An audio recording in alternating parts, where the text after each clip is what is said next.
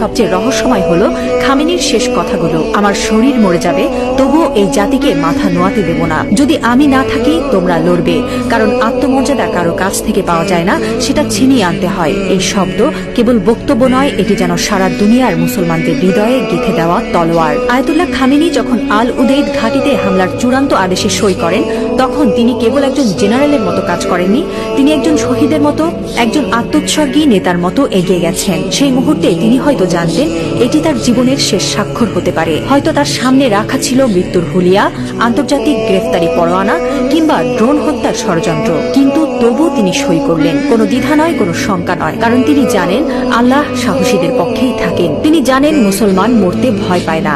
যারা আল্লাহর পক্ষে থাকেন তারা জানে মৃত্যু মানেই পরাজয় নয়, বরং আত্মত্যাগী বিজয়ের শুরু। এই একজন মানুষ এখন আর কেবল ইরানের নেতা নন, তিনি হয়ে উঠছেন সারা বিশ্বের মুসলিম উম্মার প্রতীক। একজন বিশ্বাসী, একজন অটল মুজাহিদ, একজন সাহসী পিতার মতো তিনি বলছেন, আমি থাকি বা না থাকি তোমরা লড়বে। হ্যাঁ মুসলিম উম্মাহ, তোমরা মাথা নিচু করো না। লা ইলাহা ইল্লাল্লাহ, আল্লাহ ছাড়া আর কোনো ইলাহ নেই।